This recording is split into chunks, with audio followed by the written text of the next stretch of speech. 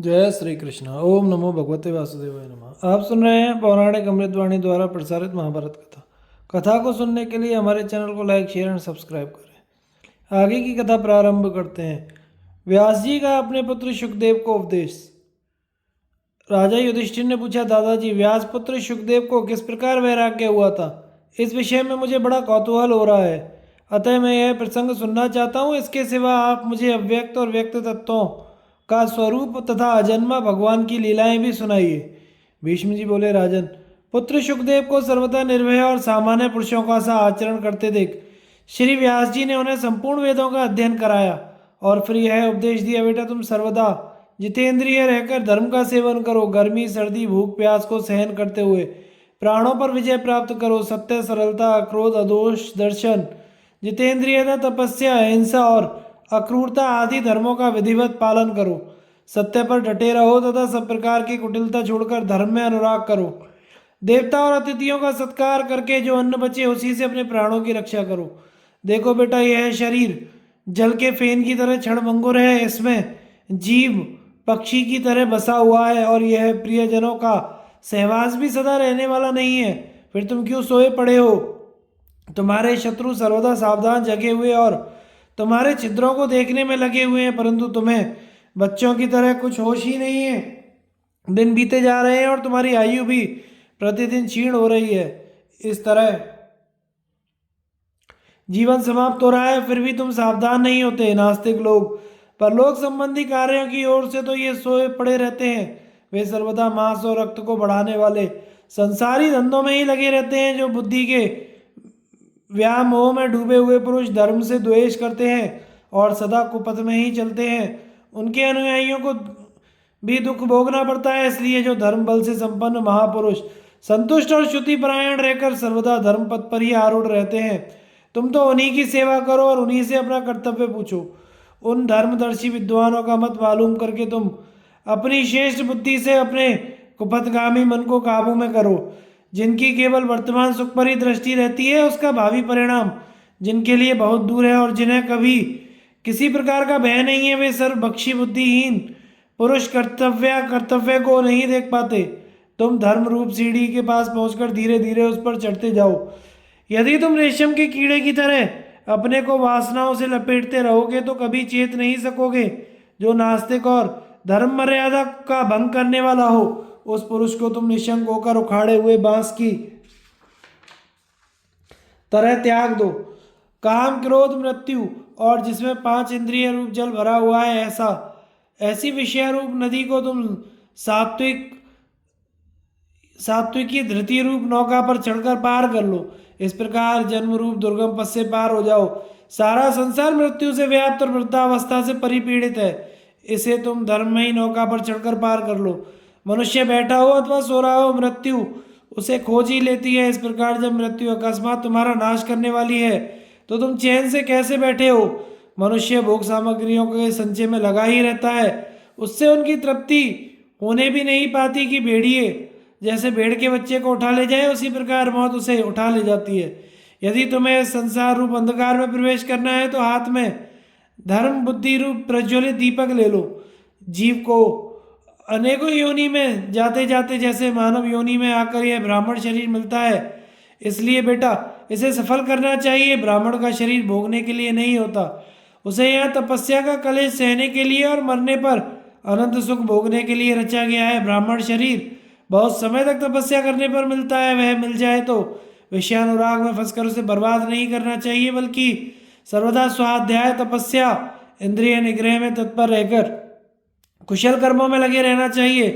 मनुष्यों का आयु रूप घोड़ा दौड़ा चला जा रहा है। इसका स्वभाव अव्यक्त है, कला काष्ठ आदि इसके शरीर है। इसका स्वरूप अत्यंत सूक्ष्म है। क्षण, त्रुटि, निमेष आदि इसके रोम है। शुक्ल और कृष्ण पक्ष नेत्र है, माँ संग है। यदि तुम्हारी ज्ञान दृष्टि अंधों के समान दूसरों का अनुसरण करने वाली नहीं है तो इसे निरंतर बड़े वेग से दौड़ता देखकर तुम्हारा मन धर्म में ही लगना चाहिए। जो लोग यहाँ धर्म मार्ग को छोड़कर यथेच्छ आचरण करते हैं और दूसरों को बुरा भला कहते हुए निरंतर कुमार्ग में ही चलते हैं, उन्हें मरने के पश्चात यातना देह पाकर अनेक प्रकार की नारकीय यातनाएं भोगनी पड़ती हैं। जो राजा सर्वदा धर्मपरायण रहकर उत्तम और अधम प्रजा का यथा योग्य पालन करता है वह पुण्य आत्माओं के लोगों को प्राप्त होता है और अनेक प्रकार का धर्माचरण करने के कारण उसे दुर्लभ एवं निर्दोष सुख प्राप्त होता है। किंतु जो गुरुजनों की आज्ञा का उल्लंघन करते हैं वे असत पुरुष ऐसे लोकों में जाते हैं जहाँ मनुष्यों को पीड़ित किया जाता है और उन्हें भयंकर शरीर वाले कुत्ते, लोहे की चोंचों वाले कौए और महाबली गिद्ध आदि रक्तपान करने वाले जीव मिलजुल कर नोचते हैं। जो मनुष्य मनमानी चाल से चलकर स्वयं बहु मनु की बांधी हुई धर्म की 10 प्रकार की मर्यादा को तोड़ता है वह पापात्मा पितृलोक के असीपत्र वन में जाकर अत्यंत दुख भोगता है। जो पुरुष अत्यंत लोभी, असत्य से प्रेम करने वाला और सर्वदा कपट की बातें बनाने वाला होता है तथा जो तरह तरह के कूट साधनों से दूसरों को दुख देता है वह पापात्मा घोर नरक में पड़कर अत्यंत दुख भोगता है। उससे अत्यंत उष्ण महानदी वैतरणी में गोता लगाना पड़ता है। असीपत्र वन में उसके अंग छिन्न भिन्न होते हैं और परशु वन में उसे शयन करना पड़ता है। इस प्रकार वह महानरक में पड़कर अत्यंत आतुर हो उठता है। तुम ब्रह्मलोक आदि बड़े बड़े स्थानों की बात तो करते हो परंतु परम पद पर तुम्हारी दृष्टि ही नहीं है। भविष्य में जो मृत्यु की परिचारिका वृद्धावस्था आने वाली है उसका तो तुम्हें पता ही नहीं है। इस प्रकार हाथ पर हाथ धरे क्यों बैठे हो? देखो तुम्हारे ऊपर बड़ी आपत्ति आने वाली है, इसलिए तुम परमानंद की प्राप्ति के लिए प्रयत्न करो। तुम्हें मरने पर यमराज की आज्ञा से उनके सामने उपस्थित किया जाएगा।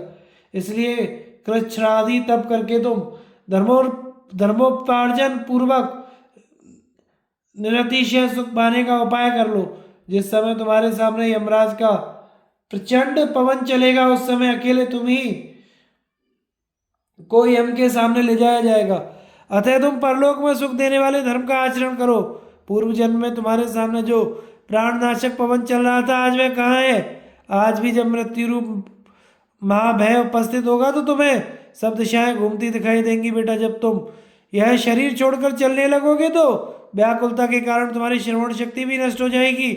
इसलिए तुम सुदृढ़ समाधि प्राप्त कर लो। देखो तुम्हारे देखते देखते वृद्धावस्था तुम्हारे शरीर को जर्जर कर डालेगी। फिर रोग जिसका सारथी है वह काल भगवान आकर तुम्हारे शरीर को नष्ट कर देगा। इसलिए इस जीवन के नष्ट होने से पहले ही तुम खूब तपस्या कर लो। इस मनुष्य देह में रहने वाले काम क्रोध आदि भयंकर भेड़िए चारों ओर से तुम पर आक्रमण करेंगे। इसलिए तुम पुण्य संचय का प्रयत्न कर लो। मरने के समय तुम्हें पहले तो घोर अंधकार दिखाई देगा, फिर पर्वत के शिखर पर सुनहरे वृक्ष दिखाई देंगे। अतः तुम आत्म कल्याण के लिए शीघ्र ही प्रयत्न करो। ये इंद्रियां जो तुम्हें मित्र के समान जान पड़ती हैं वास्तव में तुम्हारी शत्रु हैं। ये अपनी दृष्टि मात्र से तुम्हारी बुद्धि को बिगाड़ देंगे। इसलिए तुम परम पुरुषार्थ के लिए प्रयत्न करो। जिस धन को ना राजा का भय है ना चोर का तथा जो मरने पर भी साथ नहीं छोड़ता उसी को प्राप्त करने का तुम उद्योग करो। अपने कर्मों द्वारा प्राप्त हुए उस पुण्य रूप धन को परलोक में किसी को बांट कर नहीं देना पड़ता। वहां तो जो जिसकी धरोहर है वह उसी को मिल जाती है। अतः तुम ऐसा धन दो जो अक्षय और अविनाशी हो और स्वयं भी उसी धन को इकट्ठा करो। बेटा जीव अपने जीवन काल में जो कुछ शुभाशुभ कर्म करता है यहाँ से जाने पर वही उसके साथ रहता है। माता पुत्र बंधु बांधव या प्रियजनों में से कोई भी उसके साथ नहीं जाता। जिन सुवर्ण और रत्न आदि को वह भले बुरे कर्म करके इकट्ठा करता है वे शरीर छूटने पर उसके किसी काम नहीं आते। इस लोक में अग्नि, वायु और सूर्य ये 3 देवता जीव के शरीर का आश्रय करके रहते हैं। वे ही उसके धर्माचरण को देखने वाले हैं और वे ही परलोक में उसके साक्षी बनते हैं। दिन सब पदार्थों को प्रकाशित करता है, रात्रि उन्हें छिपा लेती है। अतः तुम सर्वदा अपने धर्म का ही पालन करो। परलोक में किसी के भी कर्म का बंटवारा नहीं होता। वहां तो अपने किए हुए कर्मों का ही फल भोगना होता है। वहां पुण्य आत्मा लोग विमानों पर चढ़कर यथेक्ष विहार करते हैं। इस प्रकार शुद्ध चित्त पुरुष इस लोक में जैसा जैसा शुभ कर्म करते हैं परलोक में उसका वैसा वैसा ही फल प्राप्त करते हैं। जो गृहस्थ धर्म का पालन करते हैं वे प्रजापति, बृहस्पति और इंद्र के लोक में जाते हैं। पुत्र तुम्हारी आयु के 24 वर्ष बीत गए, अब तुम्हारी आयु 25 साल की है। इसी प्रकार सारी आयु बीती जा रही है। तुम धर्म संचय कर लो।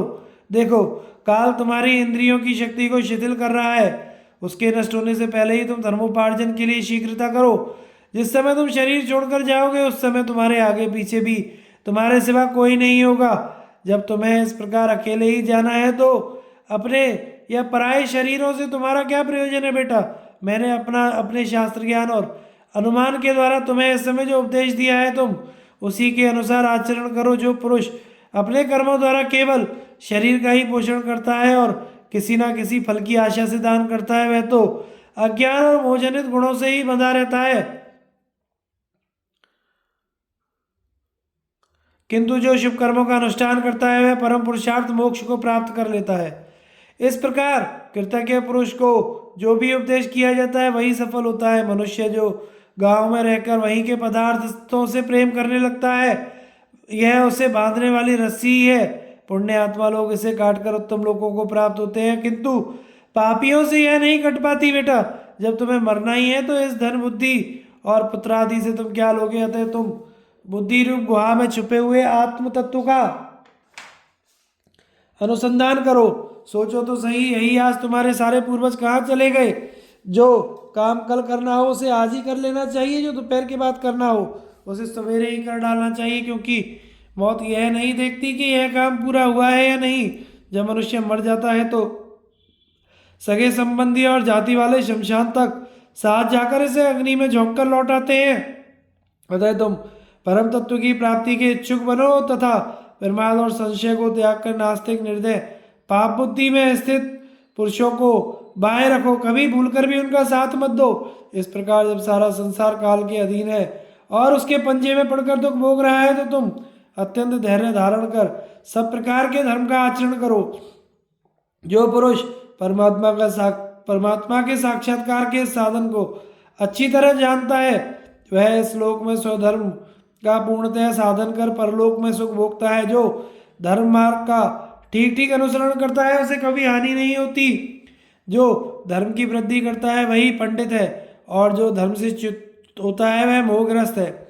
जो पुरुष स्वधर्म का आचरण करता है वह अपने कर्म के अनुसार फल पाता है। इस प्रकार जो धर्म का पारगामी है वह स्वर्ग पाता है और जो कर्तव्य च्युत हो जाता है उसे नरक में गिरना पड़ता है।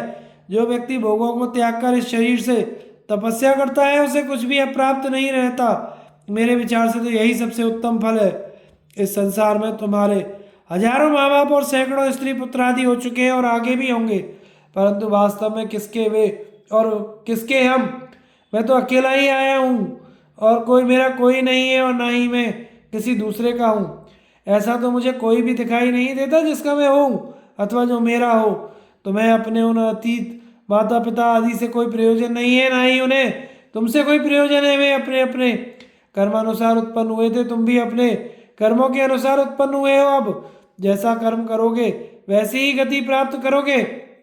इस लोक में धनी पुरुषों के स्वजन तो स्वजन ही बने रहते हैं किंतु दरिद्रियों के स्वजन तो उन्हें जीवित रहने पर भी छोड़ देते हैं। मनुष्य स्त्री पुत्र आदि के लिए ही पाप बटोरता है और उनके कारण ही इस लोक और परलोक में दुख भोगता है। अतः बेटा मैं तुम्हें जो कुछ उपदेश दिया है उसी के अनुसार तुम आचरण करो। यह अच्छा करने वाले पुरुष को शुभ कर्म ही करने चाहिए। यह लोग कर्म भूमि है ऐसा समझकर दिव्य लोगों की इच्छा करने वाले पुरुषों को शुभ कर्म ही करने चाहिए। यह काल रूप रसोई बलात् सब चीज जीवों को पका रहा है। मास और ऋतु इसका कोचा है। सूर्य अग्नि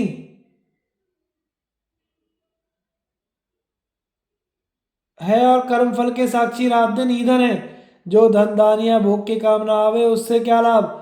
जिस शास्त्र श्रवण से धर्माचरण ना हो उससे क्या लाभ। और जो जितेंद्रिय एवं संयमी ना हो उस जीवात्मा से क्या लाभ। भीष्म जी कहते हैं राजन व्यास जी के ये हितकारी वचन सुनकर सुखदेव जी अपने पिताजी को छोड़कर मोक्षत्व का उपदेश करने वाले राजा जनक के पास चल दिए। दान यज्ञ और तप आदि शुभ कर्मों की उपयोगिता का वर्णन और सुखदेव जी के जन्म का वृत्तांत।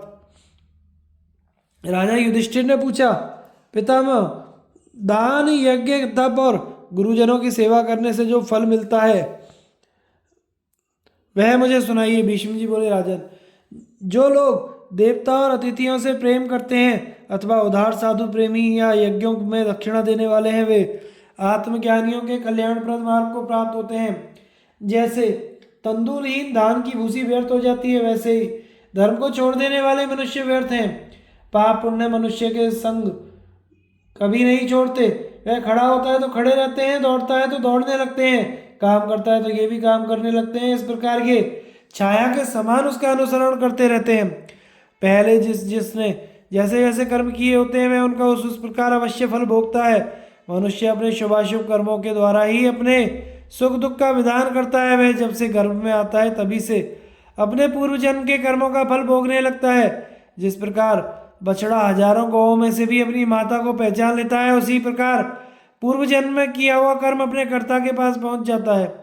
जैसे मैला वस्त्र पानी से धोने पर शुद्ध हो जाता है, उसी प्रकार उपवास के द्वारा तपे हुए मनुष्य का चित्त स्वच्छ हो जाता है और उसे दीर्घकालीन अनंत सुख प्राप्त होता है। जो लोग दीर्घ काल तक तप करते हैं उनके पाप दूर हो जाते हैं और उनकी सब कामनाएं सिद्ध हो जाती हैं। जिस प्रकार आकाश में पक्षियों और जल में मछलियों के चरण चिन्ह दिखाई नहीं देते, वैसे ही पुण्य करने वालों की गति का पता नहीं लगता। दूसरों के उपालंब या कहने से खोटा कर्म करना ठीक नहीं है। जो अपने लिए प्रिय अनुरूप और हितकर हो वही कर्म करना चाहिए। राजा युधिष्ठिर ने पूछा, दादाजी व्यास जी के यहाँ महातपस्वी और धर्मात्मा सुखदेव जी का जन्म कैसे हुआ? उन्होंने परम सिद्धि किस प्रकार प्राप्त की थी, वह प्रसंग मुझे सुनाइए। सुखदेव जी को बाल्यावस्था में ही सूक्ष्म ज्ञान प्राप्त करने की बुद्धि कैसे हुई? संसार में उनके सिवा किसी दूसरे पुरुष की तो ऐसी बुद्धि नहीं देखी जाती। आप मुझे सुखदेव जी का महात्म्य, आत्मयोग और विज्ञान यथार्थ रीति से क्रमशः सुनाइए। भीष्म जी बोले, राजन मैं तुम्हें सुखदेव जी का जन्म वृत्तांत, योग प्रभाव और अज्ञानियों की समझ में न आने वाली उनकी उत्कृष्ट गति सुनाता हूँ। एक बार मेरू पर्वत के शिखर पर भगवान शंकर भयंकर भूतगणों के साथ विहार कर रहे थे। वहाँ पर्वतराज की पुत्री देवी उमा भी उनके ही साथ थी। उन्हीं दिनों भगवान कृष्ण द्वैपायन उस पर्वत पर तपस्या कर रहे थे। उन्होंने इस संकल्प से कि मुझे अग्नि, भूमि, जल, वायु अथवा आकाश के समान धैर्यशाली पुत्र प्राप्त हो, तपस्या आरंभ की थी। वे 100 वर्ष तक केवल वायु भक्षण करते हुए उमापति महादेव जी की आराधना में लगे रहे। ऐसा कठोर तप करने पर भी ना तो उनके प्राण नष्ट हुए, ना ही उन्हें थकान हुई। इससे तीनों लोगों को बड़ा ही आश्चर्य हुआ। मुझे तो यह वृत्तांत भगवान मार्कंडेय जी ने सुनाया था। वे सदा ही मुझे देवताओं के चरित्र सुनाया करते थे। भरतश्रेष्ठ, व्यास जी की ऐसी तपस्या और भक्ति देखकर महादेव जी बड़े प्रसन्न हुए और उन्होंने मन ही मन उन्हें अभीष्ट वर देने का विचार किया। वे उनके पास आए और हंसते हुए कहने लगे, व्यास जी तुम्हें अग्नि, वायु, भूमि, जल और आकाश के समान महान एवं पवित्र पुत्र प्राप्त होगा। वह भगवत भाव में रंगा होगा और भगवान में ही उसकी बुद्धि होगी, भगवान ही उसके आत्मा होंगे और एकमात्र भगवान को ही अपना आश्रय समझेगा। उसके तेज से तीनों लोग व्याप्त हो जाएंगे और वह महान यश प्राप्त कर लेगा। यह उत्तम वर पाने के पश्चात एक दिन सत्यवती नंदन श्री व्यास जी अग्नि प्रकट करने के लिए अरणि मंथन कर रहे थे। इस समय उनकी दृष्टि परम रूपवती घृताची अप्सरा पर पड़ी। उसकी रूप संपत्ति से उनका मन आकर्षित हो गया। इससे अकस्मात ही उनका वीर अरणि में गिर गया। उसी से महातपस्वी सुखदेव जी का जन्म हुआ। वे धूमिहीन अग्नि के समान तेजस्वी थे। उसी समय नदियों में श्रेष्ठ श्री गंगा जी मूर्तिमती होकर मेरू पर्वत पर आई और उनका अपने जल से अभिषेक किया। आकाश से उनके लिए दंड और कृष्ण मृग चर्म गिरे। विश्वावसु, तुमरु, नारद, हाहा, हुहु आदि गंधर्व उनके जन्म स्तुति गाने लगे। उस समय वहाँ इंद्र आदि लोकपाल, देवता, देवर्षि, ब्रह्मर्षि भी आए। वायु ने दिव्य पुष्पों की वर्षा की और चर सारा संसार हर्षित हो उठा। उनके जन्म काल में ही पार्वती जी के सहित भगवान शंकर ने आकर उनका विधिवत यज्ञोपवीत संस्कार कराया। देवराज इंद्र ने उन्हें प्रेम पूर्वक सुंदर कमंडलू और दिव्य वस्त्र अर्पण किए। इस प्रकार महामती सुखदेव जी ब्रह्मचारी होकर वहीं रहने लगे। जन्मते ही उन्हें रहस्य और संग्रह के सहित सब वेद इस प्रकार उपस्थित हो गए जैसे उन्हें व्यास जी जानते थे। उन्होंने बृहस्पति जी को अपना गुरु बनाया और उन्हीं से संपूर्ण वेद, इतिहास और राजनीति की शिक्षा प्राप्त कर उन्हें दक्षिणा देकर वे घर लौट आए। वहाँ ब्रह्मचर्य व्रत का पालन करते हुए महान तपस्या करने लगे।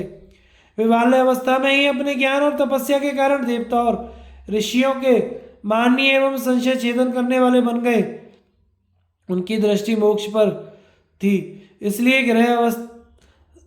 गारहस्थ अवलंबित रहने वाले तीनों आश्रमों में भी उनका मन प्रसन्न नहीं रहता था। पिता की आज्ञा से सुखदेव जी का मिथिला में जाना और जनक के राजमहल में उनका सत्कार होना।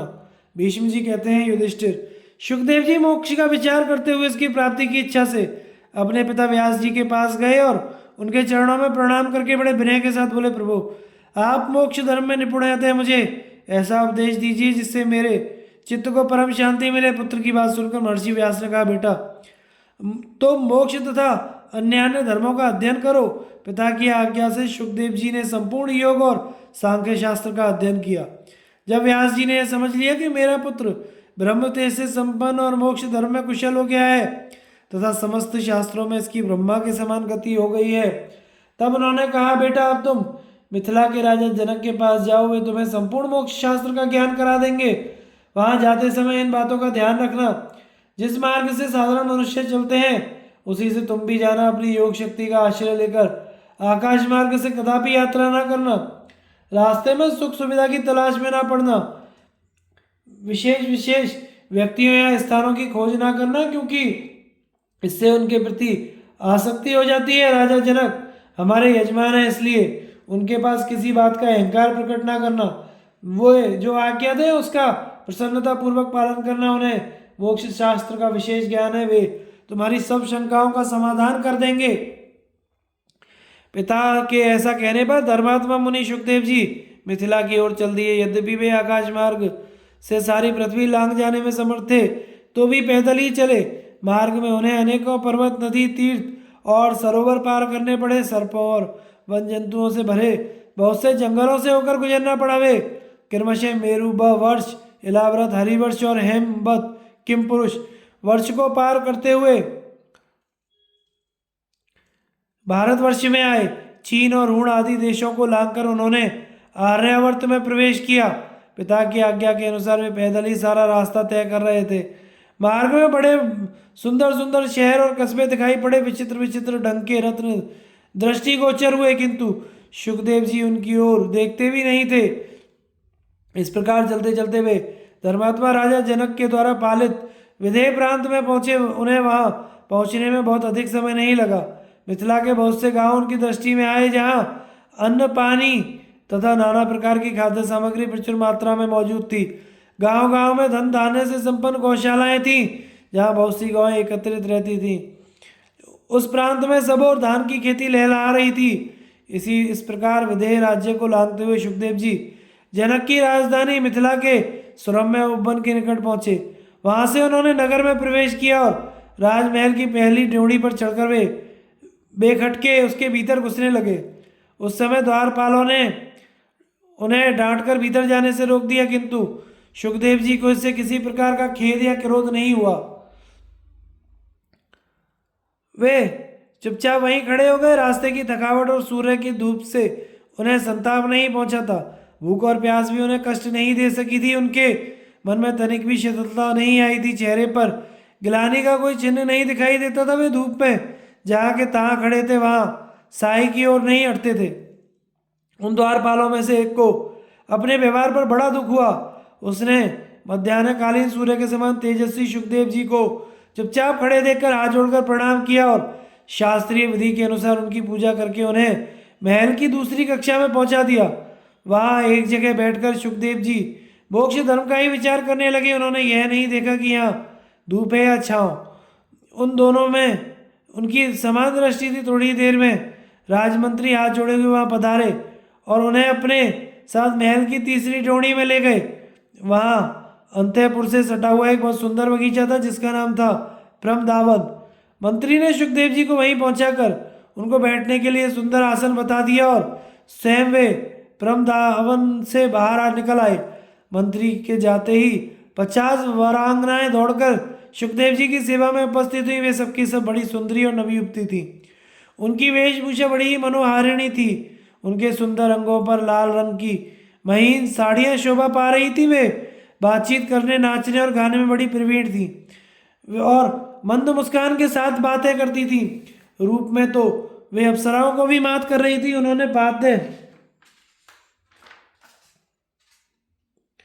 अर्घ्य आदि निवेदन करके विधि पूर्वक सुखदेव जी का पूजन किया और उन्हें समयानुकूल स्वादिष्ट अन्न भोजन कराकर पूर्ण तृप्त किया। भोजन के पश्चात वारांगनाएं उन्हें साथ लेकर प्रमदावन की सैर कराने और वहां की एक एक वस्तु दिखाने लगी। उस समय वे हंसती गाती और नाना प्रकार की क्रीड़ाएं करती थीं। इस प्रकार सभी स्त्रियां उनकी सेवा में संलग्न थीं। किंतु अरणी से उत्पन्न हुए सुखदेव जी का अंतःकरण अत्यंत शुद्ध था। वे इंद्रियों और क्रोध पर विजय पा चुके थे। उनके मन में किसी प्रकार का संदेह नहीं था और वे सदा अपने कर्तव्य का पालन किया करते थे। इसलिए उन स्त्रियों की सेवा से उन्हें ना हर्ष होता था ना क्रोध।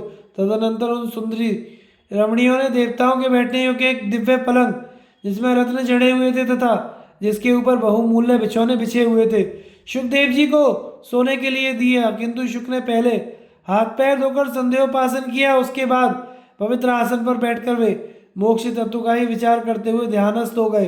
रात्रि के प्रथम भाग जब तक बीत ना गया तब तक वे ध्यान में ही लगे रहे। फिर योग शास्त्र के नियम अनुकूल रात्रि के मध्य भाग में नींद लेने लगे। पुनः जब ब्रह्म मुहूर्त हुआ तो वे उठ बैठे और शौचादि नित्य नियमों से निवृत्त होकर स्त्रियों से घिरे होने पर भी ध्यानमग्न हो गए। इस प्रकार व्यास नंदन ने दिन के शेष भाग और समूची रात उस राजभवन में रहकर व्यतीत की। राजा जनक के द्वारा सुखदेव जी का पूजन तथा उनके प्रश्न का समाधान करना। भीष्म जी कहते हैं भारत तदनंतर राजा जनक अंतःपुर की संपूर्ण स्त्रियों और पुरोहित को आगे करके मंत्रियों के साथ सुखदेव जी के पास आए। आगे आगे आसन और नाना प्रकार के रत्न लिए पुरोहित चल रहे थे और राजा अपने मस्तक पर अर्धे पात्र लिए पीछे आ रहे थे। गुरुपुत्र के निकट पहुंचकर उन्होंने पुरोहित के हाथ से वह सर्वतोभद्र नामक रत्नजटित आसन जिस पर बहुमूल्य बिछावन बिछा हुआ था ले लिया और अपने हाथ से सुखदेव जी को बैठने के लिए दे दिया। जब व्यास नंदन राजा को दिए हुए आसन पर विराजमान हो गए तो उन्होंने शास्त्र के अनुसार उनका पूजन आरंभ किया। पहले पाद्य और अर्घ्य आदि निवेदन करके राजा ने उन्हें एक गौदान की। सुखदेव जी ने भी विधि पूर्वक की हुई वह पूजा स्वीकार करके राजा का कुशल समाचार पूछा। फिर अनुचरों सहित उनके स्वास्थ्य संबंध में जिज्ञासा की। इसके बाद उनकी आज्ञा पाकर राजा जनक अपने सेवकों के साथ जमीन पर बैठ गए और हाथ जोड़कर शुक का कुशल मंगल पूछते हुए बोले, मुने किस निमित्त आपका यहाँ शुभागमन हुआ है? सुखदेव जी ने कहा, राजन आपका कल्याण हो। मेरे पिताजी ने मुझसे कहा है यदि तुम्हें प्रवृत्ति या निवृत्ति धर्म के विषय में कोई संदेह हो तो तुरंत ही मेरे यजमान विदेहराज जनक के पास चले जाओ। वे मोक्ष धर्म के ज्ञाता हैं, अतः तुम्हारी सब शंकाओं का समाधान कर देंगे। उनकी इस आज्ञा से ही मैं आपके पास कुछ पूछने आया हूँ। आप धर्मात्माओं में श्रेष्ठ थे, मेरे प्रश्नों का यथार्थ उत्तर दीजिए। ब्राह्मण का क्या कर्तव्य है? मोक्ष क्या क्या स्वरूप है तथा उसकी प्राप्ति तप से होती है या ज्ञान से? जनक ने कहा, तात ब्राह्मण को जन्म से लेकर जो जो कर्म करना चाहिए उसको सुनिए। यज्ञोपवी संस्कार हो जाने पर ब्राह्मण बालक को वेदाध्ययन करना चाहिए। अध्ययन काल में गुरु की सेवा, तप का अनुष्ठान, ब्रह्मचर्य का पालन, ये तीन उसके परम कर्तव्य हैं। स्वाध्याय और तप के तर्पण के द्वारा वह पितरों के ऋण से मुक्त होने का यत्न करे, किसी की निंदा न करे और इंद्रिय संयम पूर्वक रहे। जब वेदाध्ययन समाप्त हो जाए तो गुरु को दक्षिणा दे, उनकी आज्ञा लेकर समावर्तन संस्कार के पश्चात घर लौटे। घर आने पर विवाह करके गृहस्थ धर्म का पालन करे, अपनी स्त्री के साथ संबंध रखे, किसी से ईर्ष्या न रखकर न्यायाकूल बर्ताव करे तथा अग्नि की स्थापना करके नित्य अग्निहोत्र करता रहे। तत्पश्चात जब पुत्र पौत्र उत्पन्न हो जाए तो वन में रहकर वानप्रस्थ धर्म का पालन करे। उस समय भी शास्त्र विधि के अनुसार अग्निहोत्र करे और अतिथियों से प्रेम करे। इसके बाद धर्म के पुरुष शास्त्रानुसार अग्निहोत्र की अग्नियों को अपने में ही आरोप करके निर्द्वंद हो जाए और वीतराग होकर ब्रह्मचिंतन के संबंध रखने वाले संन्यासाश्रमों में प्रवेश करे। सुखदेव जी ने पूछा, यदि किसी को ब्रह्मचर्य आश्रम में ही सनातन ज्ञान विज्ञान की प्राप्ति हो जाए और हृदय के राग द्वेषादि द्वंद्व दूर हो जाए तो भी क्या उसके लिए शेष 3 आश्रमों में रहना आवश्यक है?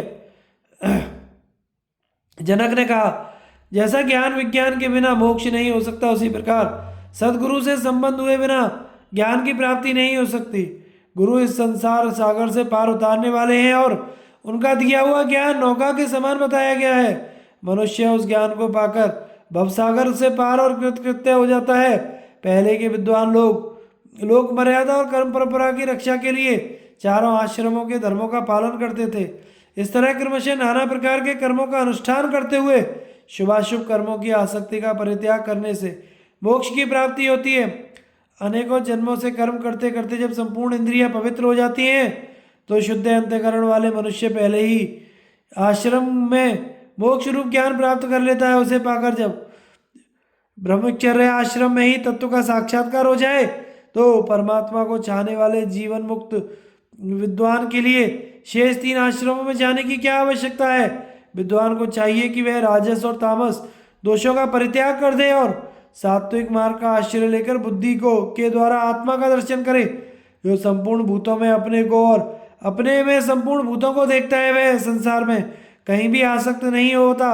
वह तो इस घोंसले को छोड़कर उड़ जाने वाले पक्षी की भांति इस देह से पृथक हो निर्द्वंद एवं शांत होकर परलोक में अक्षय पद को प्राप्त हो जाता है। तात इस विषय में राजा ययाति की कही हुई गाथा सुनिए, जिसे मोक्ष शास्त्र के विद्वान द्विज सदा याद रखते हैं। अपने भीतर ही आत्मज्योति का प्रकाश है, अन्यत्र नहीं। वह ज्योति संपूर्ण प्राणियों के भीतर समान रूप से स्थित है। समाधि में अपने चित्त को भली भांति एकाग्र करने वाले पुरुष उसको स्वयं देख सकता है, जिससे दूसरा कोई पुरुष नहीं डरता, जो स्वयं दूसरे किसी प्राणी से भयभीत नहीं होता, जो इच्छा और द्वेष से रहित हो गया हो वह तत्काल ब्रह्म भाव को प्राप्त हो जाता है। जब मनुष्य वाणी तथा क्रिया के द्वारा किसी की बुराई नहीं करना चाहता तो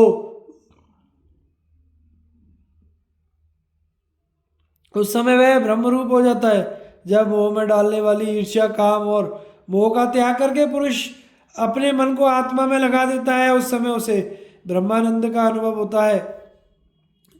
जब सुनने और देखने के योग्य विषयों में तथा संपूर्ण प्राणियों के ऊपर मनुष्य का समान भाव हो जाए, सुख दुख आदि द्वंद्व उसके चित्त पर प्रभाव न डाल सके, उस समय वह साक्षात ब्रह्म हो जाता है। जिस समय निंदा, स्तुति, लोहा, सोना, सुख दुख, शीत उष्ण, अर्थ अनर्थ, प्रिय अप्रिय, जीवन मरण में समान दृष्टि हो जाती है, उस समय मनुष्य को ब्रह्म भाव की प्राप्ति हो जाती है। जैसे कछुआ अपने अंगों को फैलाकर फिर समेट लेता है, उसी प्रकार सन्यासी के मन को मन के द्वारा इंद्रियों पर नियंत्रण रखना चाहिए। जिस प्रकार अंधकार से व्याप्त हुआ दीपक के प्रकाश से स्पष्ट दिख पड़ता है, उसी तरह बुद्धि रूपी दीपक की सहायता से अज्ञान से आवृत आत्मा का साक्षात्कार दर्शन हो सकता है। बुद्धिमानों में श्रेष्ठ सुखदेव जी उपयुक्त सारी बातें मुझे आपके अंदर दिखाई देती हैं। इनके अतिरिक्त भी जो कुछ जानने योग्य विषय है उसे आप ठीक ठीक ही जानते हैं। ब्रह्मर्षि, मैं आपको अच्छी तरह जानता हूँ। आप अपने पिताजी की कृपा और शिक्षा से विषयों से परे हो चुके हैं। उन्हीं की कृपा से मुझे भी दिव्य ज्ञान प्राप्त हुआ है, जिससे मैं आपकी स्थिति को पहचानता हूँ। आपका विज्ञान, आपकी गति, आपका ऐश्वर्य, ये सब अधिक है, किंतु आपको इस बात का पता नहीं है। बाल स्वभाव के कारण संशय से अथवा मोक्ष न मिलने के काल्पनिक भय से मनुष्य को विज्ञान प्राप्त हो जाने पर भी मोक्ष की प्राप्ति नहीं होती। जब सत्संग के द्वारा विशुद्ध निश्चय को प्राप्त होने से संदेह दूर हो जाता है, तब हृदय की गांठ खुल जाने पर वह मोक्ष प्राप्त कर लेता है। आपको ज्ञान हो चुका है और आपकी बुद्धि भी स्थिर है, परंतु विशुद्ध निश्चय के बिना किसी को भी पर ब्रह्म की प्राप्ति नहीं होती। अतः सुख दुख में कोई अंतर नहीं समझते। आपके मन में तनिक भी लोभ नहीं है। आपको ना नाच देखने की उत्कंठा होती है, ना गीत सुनने की। आपका कहीं भी राग है ही नहीं, ना बंधुओं के प्रति आसक्ति है, ना भयानक पदार्थों से भय। महाभाग, आपकी दृष्टि में मिट्टी का ढेला, पत्थर, स्वर्ण सब एक से है। मैं तथा दूसरे मनुष्य विद्वान भी आपको अक्षय एवं अनामय पद मोक्ष मार्ग पर स्थित मानते हैं।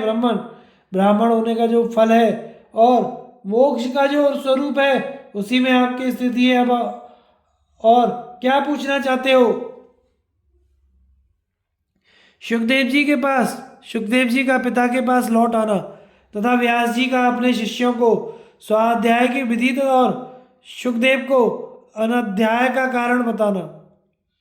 भीष्म जी कहते हैं, युधिष्ठिर, राजा जनक की यह बात सुनकर शुद्ध अंतकरण वाले सुखदेव जी एक दृढ़ निश्चय पर पहुंच गए और बुद्धि के द्वारा आत्मा का साक्षात्कार करके उसी में स्थित होकर कृतार्थ हो गए। उस समय उन्हें बड़ा सुख मिला, बड़ी शांति का अनुभव हुआ। इसके बाद वे हिमालय पर्वत को लक्ष्य करके वायु के समान वेग से चुपचाप उत्तर दिशा की ओर चल दिए। वहां पहुंचकर उन्होंने अपने पिता व्यास जी का परम उत्तम रमणीय आश्रम देखा, जहां वे शिष्यों से घिरे हुए विराजमान थे और समंतु वैशंपायन जैमिनी तथा पैलको वेद पढ़ा रहे थे। उसी समय व्यास जी की भी दृष्टि सुखदेव जी पर पड़ी, जो प्रज्वलित अग्नि की और सूर्य के समान तेजस्वी दिखाई देते थे तथा धनुष से छूटे हुए बाण की तरह वृक्षों और पर्वतों में अटके बिना ही चले आ रहे थे। निकट आ जाने पर अरणी गर्भ से उत्पन्न हुए महामुनि शुक्र ने पिता के चरणों में प्रणाम किया और उनके शिष्यों से भी योग्यता अनुसार मिलकर पिता से मिथिला का सारा समाचार कह सुनाया। राजा जनक के साथ जो संवाद हुआ था वह सब बड़ी प्रसन्नता से उन्होंने निवेदन किया। इसके बाद मुनिवर व्यास जी पुत्र और शिष्यों को पढ़ाते हुए हिमालय के शिखर पर ही रहने लगे।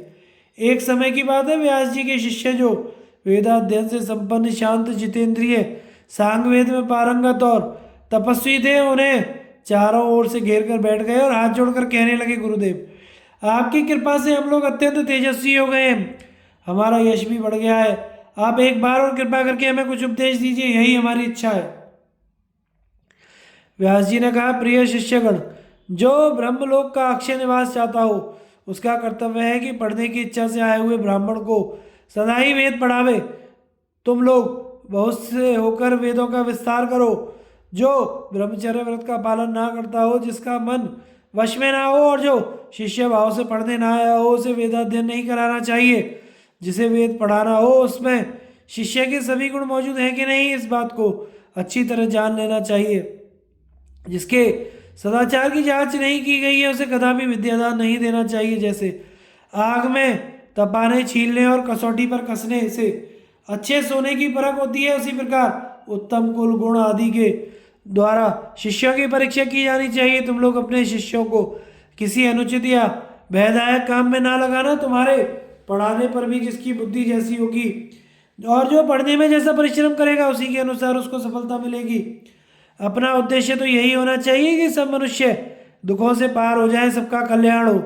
ब्राह्मण को आगे रखकर चारों वर्णों को उपदेश देना चाहिए। वेदाध्ययन बड़ा महत्वपूर्ण कार्य है, इसको अवश्य करना चाहिए। जो मोहवश वेद के पारंगत ब्राह्मण की निंदा करता है वह उसके अनिष्ट चिंतन के कारण निस्संदेह पराभव को प्राप्त होता है। जो धार्मिक विधि का उल्लंघन करके प्रश्न करता है और जो धर्म के अनुसार उत्तर नहीं देता, उन दोनों में से एक की मृत्यु हो जाती है अथवा एक द्वेष का पात्र होता है। यह सब मैंने तुम लोगों से स्वाध्याय की विधि बतलाई है।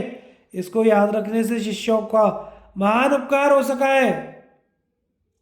भीष्म जी कहते हैं, अपने गुरु व्यास जी के उपदेश को सुनकर उनके तेजस्वी शिष्य बहुत प्रसन्न हुए और आपस में एक दूसरे का आलिंगन करके व्यास जी से बोले, भगवान आपने भविष्य में हमारे हित का विचार करके जो बातें बताई हैं वे हमारे मन में बैठ गई हैं। हम अवश्य उनका पालन करेंगे। महामुने, यदि आप पसंद करें तो हम लोग वेदों का विवाह करने के लिए इस पर्वत से पृथ्वी पर जाना चाहते हैं। शिष्यों की बात सुनकर व्यास जी ने धर्म और अर्थ से युक्त वचनों में उत्तर दिया, पृथ्वी या देवलोक में जहाँ भी तुम्हारी इच्छा हो जा सकते हैं, किंतु प्रमाद ना करना, क्योंकि वेद में बहुत सी प्ररोचनात्मक श्रुतियाँ हैं। सत्यवादी गुरु की यह आज्ञा पाकर सभी शिष्यों ने उनके चरणों पर सिर रखकर प्रणाम किया, उनकी प्रदक्षिणा करके वहां से प्रस्थान किया। पृथ्वी पर उतरकर उन्होंने चातुर्होत्र, अग्निहोत्र से लेकर सोमयाग तक के कर्मों का प्रचार किया और गृहस्थाश्रम में प्रवेश करके ब्राह्मण, क्षत्रिय, वैश्यों को यज्ञ कराते हुए बड़े आनंद से रहने लगे। दुई जातियों में उनका विशेष सम्मान था। यज्ञ कराना और वेदों की शिक्षा देना ही उनकी जीविका थी। इन्हीं कर्मों के कारण उन्होंने संसार में बड़ी ख्याति प्राप्त की थी। शिष्यों के चले जाने के बाद व्यास जी के साथ उनके पुत्र सुखदेव के सिवा कोई नहीं रह गया था। वे चुपचाप किसी सोच विचार में पड़े एकांत में बैठे थे। उसी समय महातपस्वी नारद जी उस आश्रम पर आकर व्यास जी से मिले और मीठी वाणी में बोले, ब्रह्मर्षि, आज इस आश्रम पर वेद मंत्रों का स्वर क्यों नहीं सुनाई देता? आप अकेले चुपचाप किस विचार में पड़े हैं? क्यों चिंतित से होकर बैठे हैं? वेद ध्वनि ना होने के कारण इस पर्वत की पहले जैसी शोभा नहीं रही। देवर्षियों से सेवित होने पर भी यह शहर ब्रह्मघोष के बिना भीलों के घर की तरह ही श्रीहीन जान पड़ता है। यहाँ के ऋषि देवता महाबली गंधर्व भी वेद ध्वनि से वियुक्त होकर अब पहले की भांति शोभायमान नहीं दिखाई देते। नारद जी की बात सुनकर व्यास जी बोले, देवर्षि, आपने जो कुछ कहा वह मेरे मन के अनुकूल ही है। आप ही ऐसी बातें कह सकते हैं। आप सर्वज्ञ, सब कुछ देखने वाले और सर्वत्र की बातें जानने के लिए उत्कंठित रहने वाले हैं। तीनों लोकों में जो बात होती है वह सब आपको मालूम हो जाती है। इसलिए मुझे आज्ञा दीजिए, मैं आपकी क्या सेवा करूं। इस समय मेरा जो कर्तव्य है वो उसे बतलाइए, क्योंकि अपने प्यारे शिष्यों से विछोह होने के कारण आज मेरा मन विशेष प्रसन्न नहीं है। नारद जी ने कहा, व्यास जी, वेद पढ़कर उसका अभ्यास आवृत्ति ना करना वेदाध्ययन का मल दोष है। व्रत का पालन ना करना ब्राह्मण का मल है। बाहिक देश के लोग पृथ्वी के मल है और नए नए दृश्य देखने और नई नई बातें जानने की उत्कंठा रखना स्त्री के लिए दोष की बात है। अतः आप अपने बुद्धिमान पुत्र के साथ सदा वेदों का स्वाध्याय करते रहें। भीष्म जी कहते हैं, नारद जी की बात सुनकर परम धर्मात्मा व्यास जी ने बहुत अच्छा कहकर उनकी आज्ञा स्वीकार की और अपने पुत्र सुखदेव के साथ त्रिभुवन को गुंजायमान करते हुए ऊंचे स्वर से वेद मंत्रों का उच्चारण करने लगे। इतने ही में समुद्री हवा से प्रेरित होकर बड़े जोर की आंधी उठी। तब व्यास जी ने अनाध्याय काल बताकर अपने पुत्र को उस समय वेद पढ़ने से रोक दिया। उनके मना करने पर सुखदेव जी के मन में इसका कारण जानने के लिए बड़ी उत्कंठा हुई।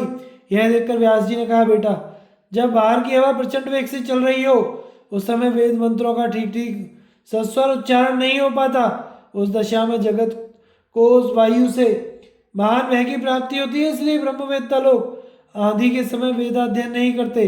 यह कहकर जब वायु शांत हो गई तो व्यास जी पुत्र को अध्ययन के लिए आज्ञा देकर आकाश गंगा के तट पर चले गए। सुखदेव जी को नारद जी का उपदेश। भीष्म जी कहते हैं, युधिष्ठिर, व्यास जी के चले जाने के बाद उस आश्रम पर एकांत स्थान में बैठकर स्वाध्याय में लगे हुए सुखदेव जी के पास देवर्षि नारद पधारे।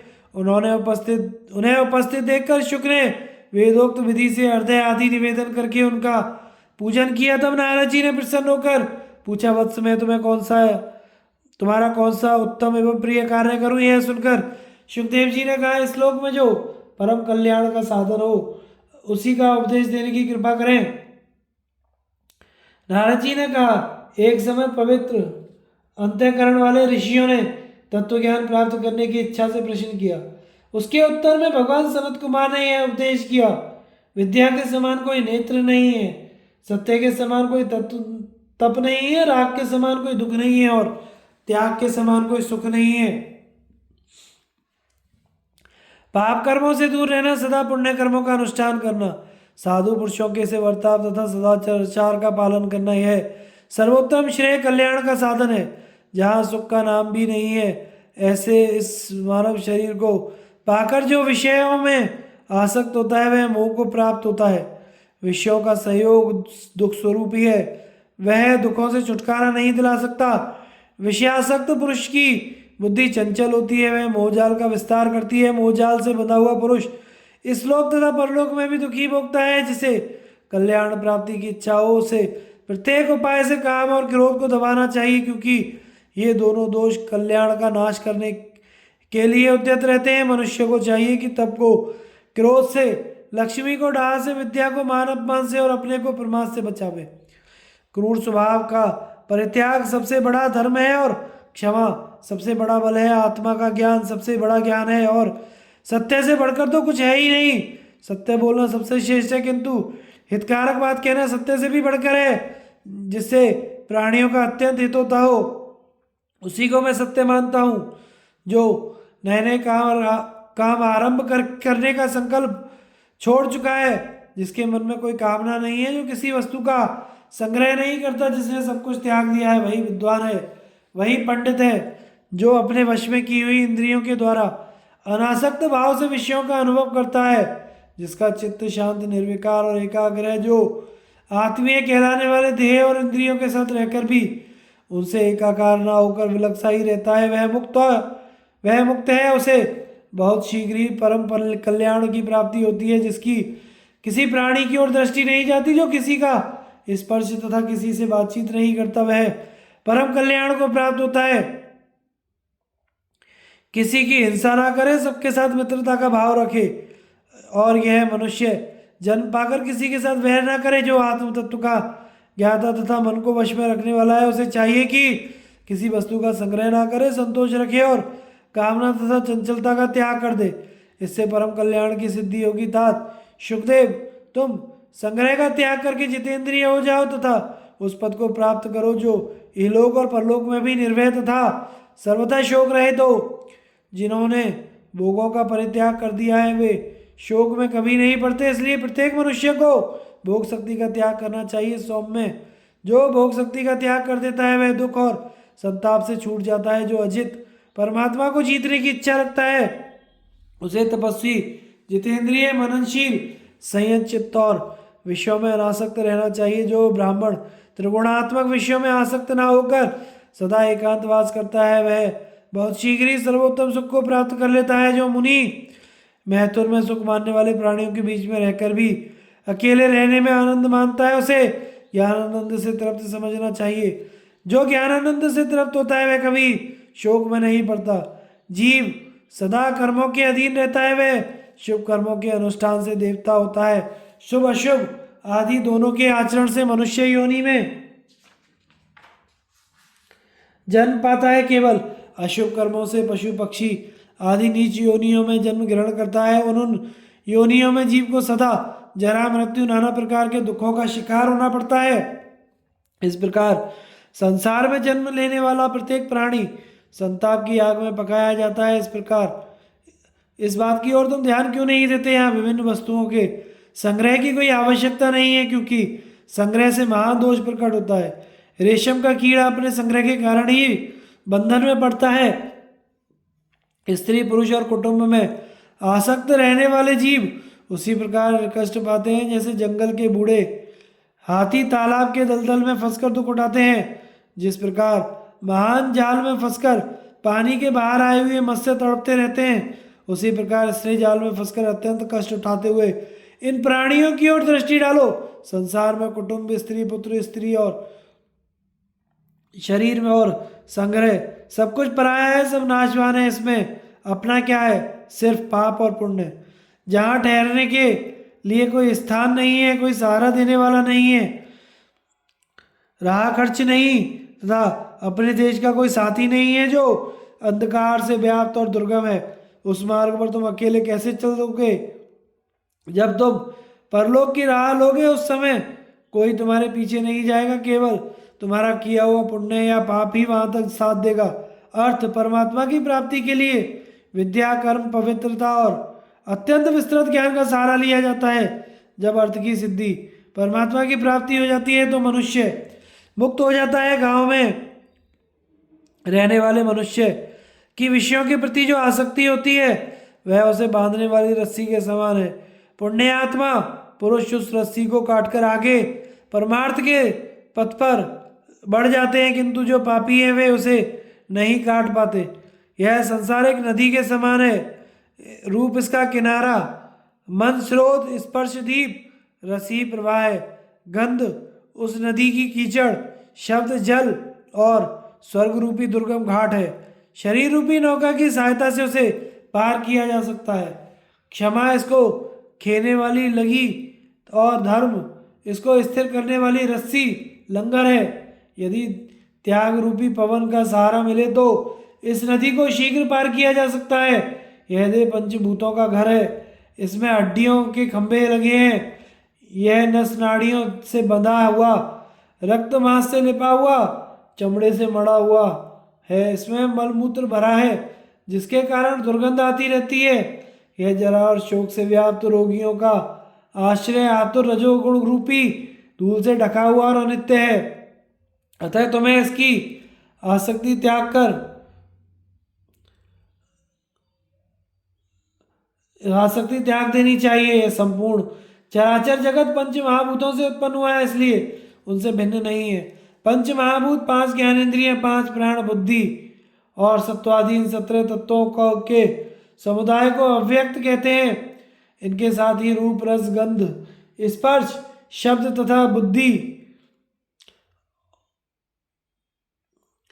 अहंकार के आश्रयभूत संपूर्ण विषयों को मिलाने से जो 24 तत्वों का समूह होता है उसे व्यक्ताव्यक्त समुदाय कहते हैं। जो इन सब तत्वों से युक्त है उसका नाम पुरुष है।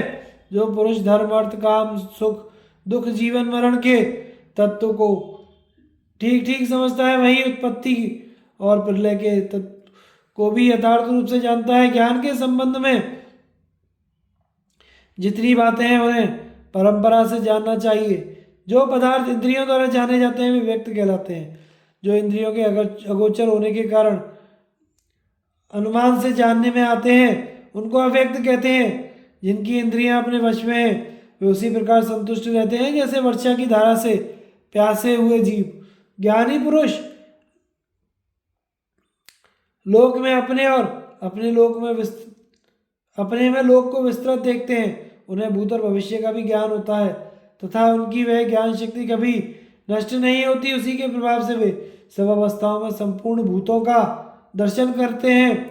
जो ज्ञान के बल से मोह जनित नाना प्रकार के क्लेशों से पार हो गया है वह संपूर्ण प्राणियों के सहवास में आकर भी कभी अशुभ कर्मों से लिप्त नहीं होता, किंतु अज्ञानी मनुष्य मथानी की भांति कर्मों से बंधा और मथित होता रहता है। वह प्रारब्ध कर्म के उदय होने पर नाना प्रकार के कष्ट भोगता हुआ संसार चक्र की भांति घूमता रहता है। इसलिए तुम कर्मों से निवृत्त, सब प्रकार के बंधनों से मुक्त, सर्वज्ञ, सर्वविजयी, सिद्ध और भाव से रहित हो जाओ।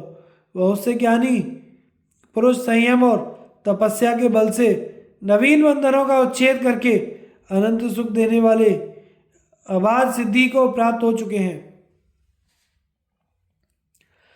नारद जी का सुखदेव को उपदेश और सुखदेव का सूर्यलोक में जाने का निश्चय।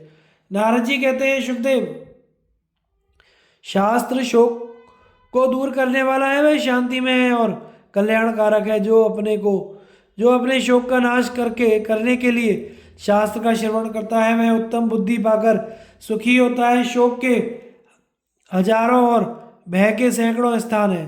वे प्रतिदिन मूढ़ पुरुषों पर ही अपना प्रभाव डालते हैं, बुद्धिमान मनुष्यों पर उनका जोर नहीं चलता। इसलिए तुम्हारे अनिष्ट का नाश करने के लिए मैं कुछ उपदेश करता हूँ, सुनो। यदि बुद्धि अपने वश में रहे तो शोक सर्वदा के लिए दूर हो जाता है। बुद्धिहीन मनुष्य ही अप्रिय वस्तु की प्राप्ति तथा प्रिय वस्तु का वियोग होने पर मन ही मन दुखी होते हैं। जो वस्तु भूतकाल के गर्भ में छिप गई है, नष्ट हो गई है, उसके गुणों का स्मरण नहीं करना चाहिए, क्योंकि जो आदरपूर्वक उसके गुणों का चिंतन करता है उसकी आसक्ति नहीं छूटती। जहाँ चित्त की आसक्ति बढ़ने लगे उस वस्तु को अनिष्टकारी समझकर उसमें दोष दृष्टि कर लेनी चाहिए। ऐसा करने पर उससे शीघ्र ही वैराग्य हो जाता है। जो बीती बात के लिए शोक करता है उसे अर्थ, धर्म और यश की प्राप्ति नहीं होती। वह उसके अभाव का दुख मात्र उठाता है, उससे अभाव दूर नहीं होता।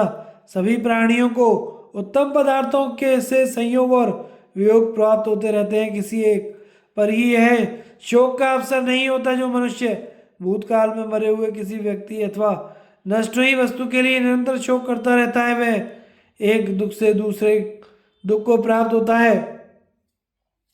इस प्रकार उसे दो अनर्थ भोगने पड़ते हैं। जो अपनी बुद्धि से विचार कर संसार में सदा होने वाले जन्म मरण के प्रभाव पर दृष्टि रखते हैं वे कभी उसके लिए आंसू नहीं बहाते। जो सबको सम्यक दृष्टि से देखता है उस ज्ञानी को कभी अश्रुपात होता ही नहीं है। यदि कोई शारीरिक या मानसिक दुख उपस्थित हो जाए तो और उसे दूर करने का कोई उपाय काम ना दे तो उसके लिए चिंता नहीं करनी चाहिए। दुख दूर करने की सबसे अच्छी दवा यही है कि उसके लिए चिंता ना की जाए। चिंता करने से यह घटता नहीं बल्कि और बढ़ता जाता है। इसलिए मानसिक दुख को, बुद्धि और शारीरिक कष्ट को औषधि सेवन के द्वारा नष्ट करना चाहिए। शास्त्र ज्ञान के प्रभाव से ही ऐसा होना संभव है। दुख पड़ने पर बालकों की तरह रोना उचित नहीं है। रूप, यौवन, जीवन, धन संग्रह, आरोग्य और प्रियजनों का सहवास, ये सब अनित्य हैं। विद्वान पुरुष को इनमें आसक्त नहीं होना चाहिए। सारे देश पर आए हुए संकट के लिए किसी एक व्यक्ति का शोक करना उचित नहीं है। यदि उस संकट को टालने का कोई उपाय दिखाई दे तो शोक छोड़कर उसे ही करना चाहिए। इसमें संदेह नहीं कि जीवन में सुख की अपेक्षा दुखी अधिक होता है, किंतु जो सुख और दुख दोनों की ही चिंता छोड़ देता है वह अक्षय ब्रह्म को प्राप्त होता है। धन के उपार्जन में बड़ा कष्ट होता है, उसकी रक्षा में भी सुख नहीं है तथा उसे खर्च करने में भी क्लेश ही होता है। अतः धन को प्रत्येक अवस्था में दुखदायक समझकर उसके नष्ट होने पर चिंता नहीं करनी चाहिए। मनुष्य धन का संग्रह करते करते पहले की अपेक्षा ऊंची स्थिति को प्राप्त होकर कभी तृप्त नहीं होते और वे अधिक की आशा लिए हुए मर जाते हैं। इसलिए विद्वान पुरुष सदा संतुष्ट रहते हैं। संग्रह का अंत है विनाश, ऊंचे चढ़ने का अंत और नीचे गिरना। संयोग का अंत है वियोग और जीवन का अंत है मरण। तृष्णा का कभी अंत नहीं होता। संतोषी परम सुख है। अतः विवेकी पुरुष संतोष को ही परम धर्म मानते हैं। आयु लगातार बीत रही है, वह क्षण भर भी विश्राम नहीं करती। जब अपना शरीर ही अनित्य है तो दूसरी किस वस्तु को नित्य समझा जाए। जो मनुष्य सब प्राणियों के भीतर मन से परे परमात्मा का चिंतन करते हैं वे अपनी संसार यात्रा समाप्त करके परम पद का साक्षात्कार करते हुए शोक से पार हो जाते हैं। जैसे जंगल में नई नई घास की खोज में चढ़ते हुए पशु को सहसा व्याघ्र आकर दबोच लेता है, उसी प्रकार कामनाओं की खोज में लगे हुए अतृप्त मनुष्य को मौत उठा ले जाती है। इसलिए सबको दुख से छूटने का उपाय सोचना चाहिए। जो शोक छोड़कर कार्य आरंभ करता है, किसी व्यसन में आसक्त नहीं होता, उसकी मुक्ति हो जाती है। धनी हो या निर्धन, सबको उपभोग काल में ही शब्द, स्पर्श, रूप, रस और गंध आदि विषयों में किंचित सुख का अनुभव होता है। उसके बाद उनमें कुछ भी नहीं रहता। प्राणियों को एक दूसरे से संयोग होने से पहले कोई दुख नहीं रहता। जब संयोग के बाद वियोग होता है तभी सबको दुख हुआ करता है। इसलिए विवेकी पुरुष को अपने स्वरूप में स्थित होकर कभी भी शोक नहीं करना चाहिए। धैर्य के द्वारा शिश्न और उदर की, नेत्र के द्वारा हाथ और पैर की, मन के द्वारा आंख और कान की तथा सद्विद्या द्वारा मन और वाणी की रक्षा करनी चाहिए। जो पूजनीय तथा अन्य मनुष्यों में आसक्ति को हटाकर शांत भाव से विचरण करता है, जो अध्यात्म विद्या में परायण, निष्काम और लोभहीन रहकर एकाकी विचरता रहता है, वही सुखी और विद्वान है। जब मनुष्य सुख को दुख और दुख को सुख समझने लगता है, उस अवस्था में बुद्धि, नीति अथवा पुरुषार्थ भी उसकी रक्षा नहीं होती।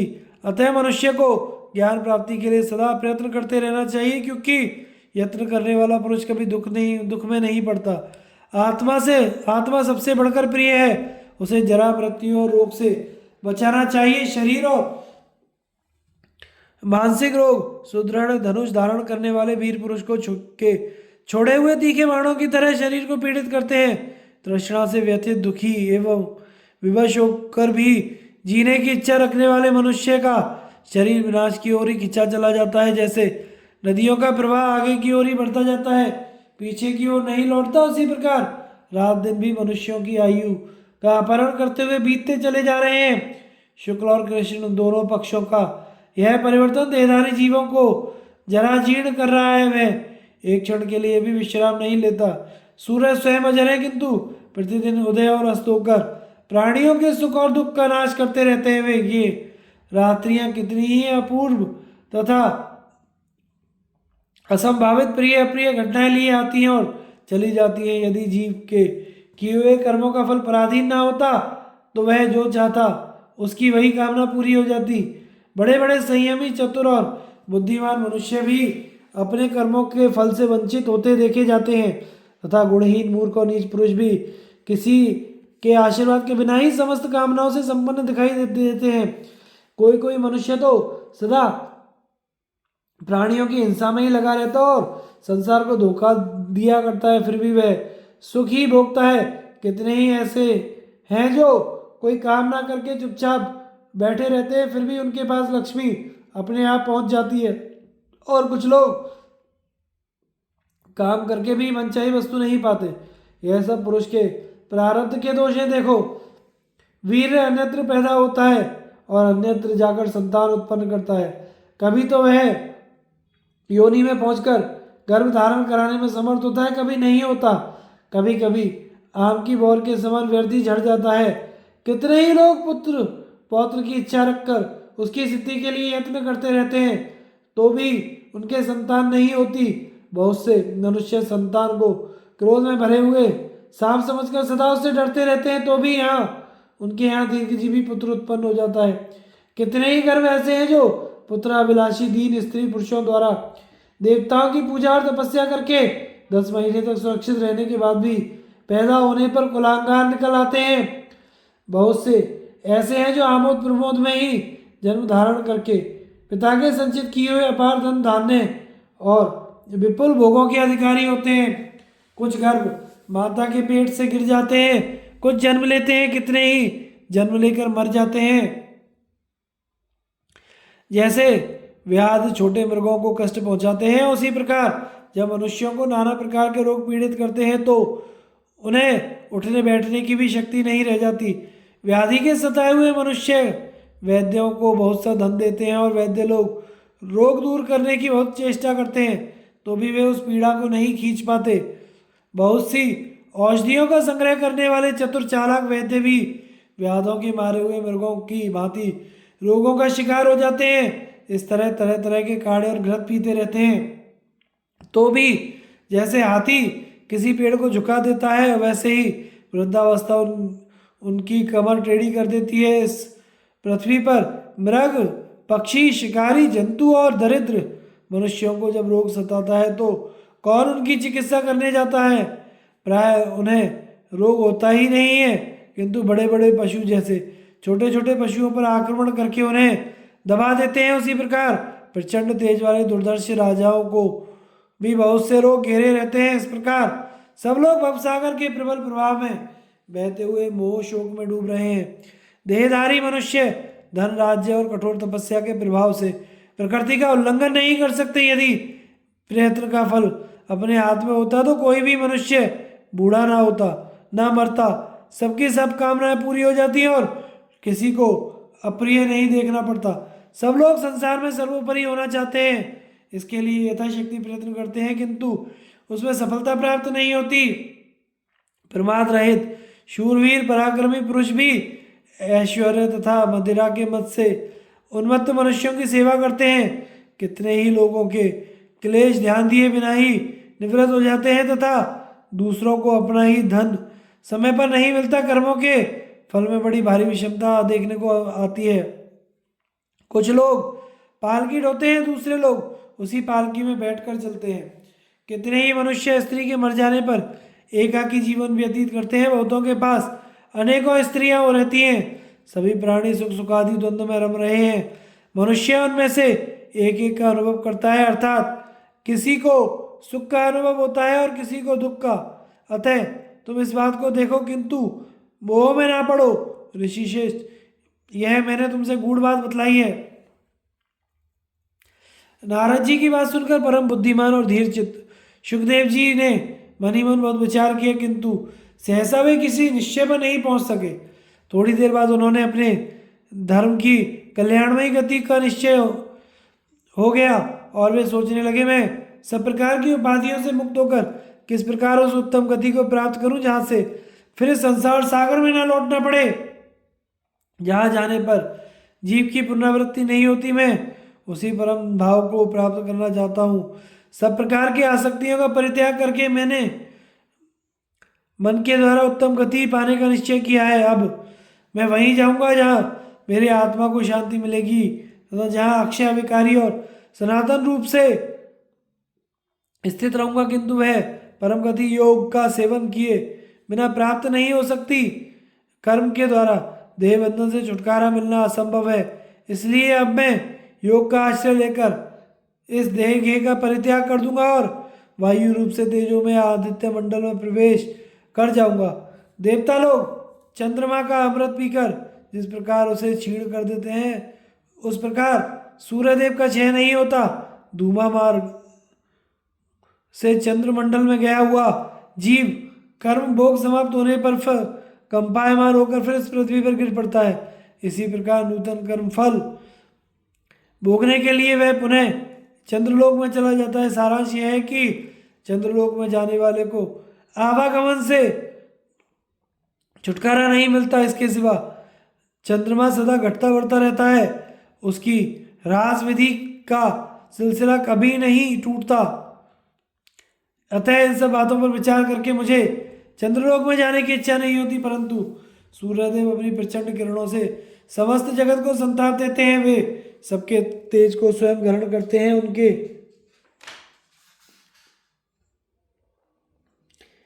तेज का कभी ह्रास नहीं होता, इसलिए उनका मंडल सदा अक्षय बना रहता है। अतः उद्दीप्त तेज वाले आदित्य मंडल में जाना ही मुझे अच्छा जान पड़ता है।